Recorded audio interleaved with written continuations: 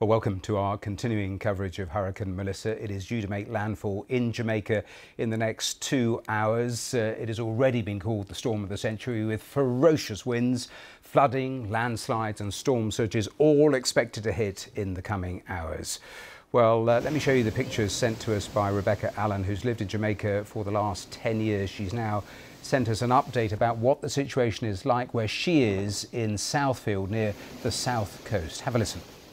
We have boarded up our home in the windows that we think will receive the biggest wind speeds. We have secured our doors as best as possible. Even my husband right now is securing a door that we thought was secure, but it's not. We have also made sure we've got food in. We're fortunate we have some solar power, not much, so we're trying to conserve that as much as possible, but it helps out.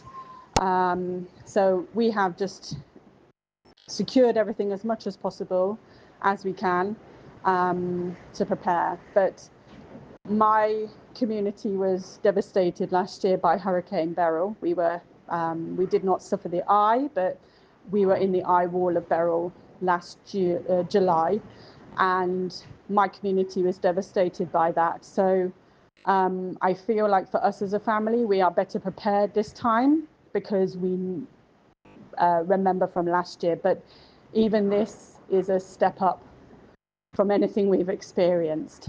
We've tried our best. That's all I can say is we've tried our best.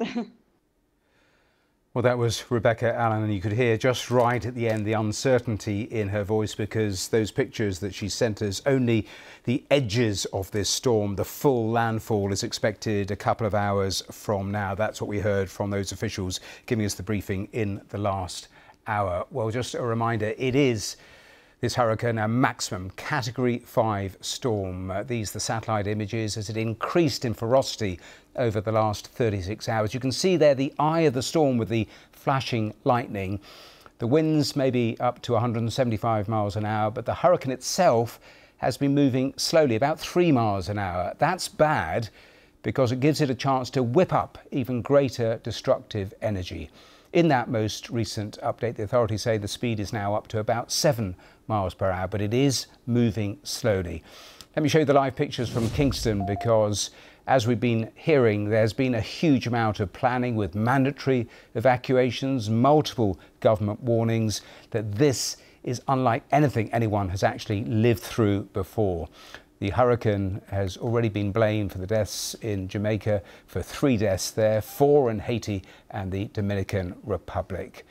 Well, let's show you the live pictures from Montego Bay as again the storm edges ever nearer. Let's speak to Michael Taylor, a climate science professor at the University of the West Indies. And thank you, Professor, for being here with us. Before we get on to your area of expertise, give me an idea of what it is like where you are as we're speaking.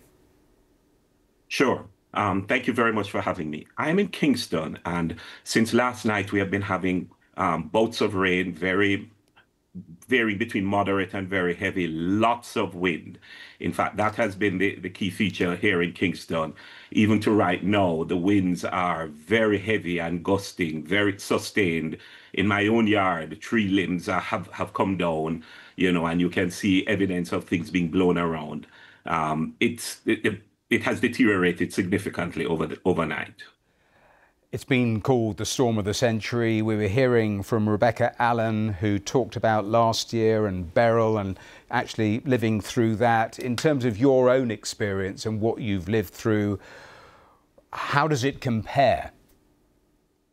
Certainly, in the Caribbean, we're used to the impacts of hurricanes, not always a landfall as we are having in this one.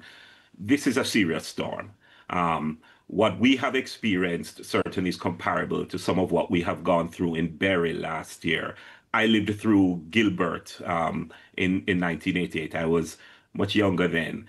And in terms of what we are expecting, especially where it makes landfall, this will be worse than that. And that was particularly significant for the whole country. It was, because it killed dozens of people, and that was a Category 3, and we're talking about a Category 5. In terms of a storm of this magnitude, this strength, this ferocity, why are we seeing that? Is it linked in any way to climate change?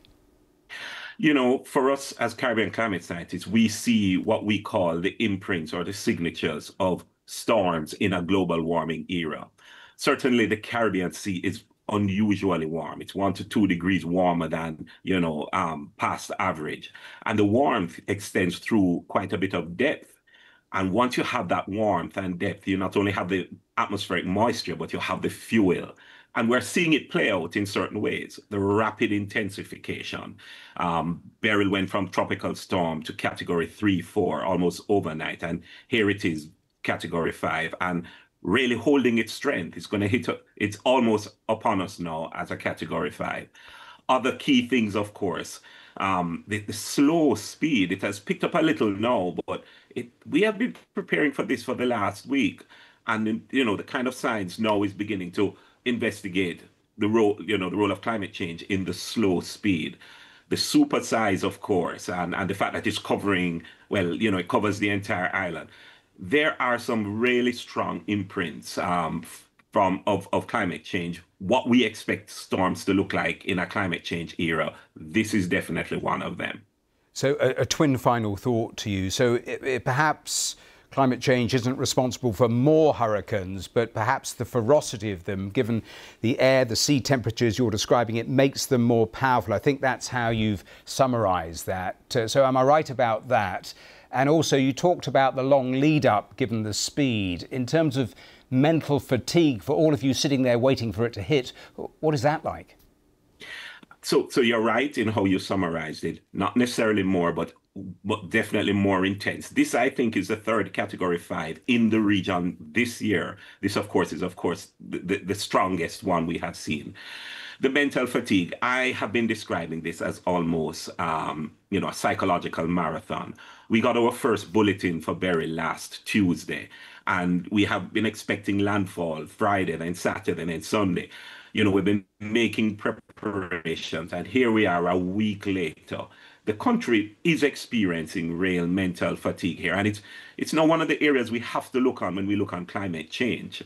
It's the impact on mental health. Yes, we know the other impacts on health, and we now have to figure out adaptation, that it must include this kind of mental health aspect, both before, in the lead up, if this is the kind of, storm preparation period, 1 week, during, and then, of course, immediately after, when we have the very strong impact and the trauma.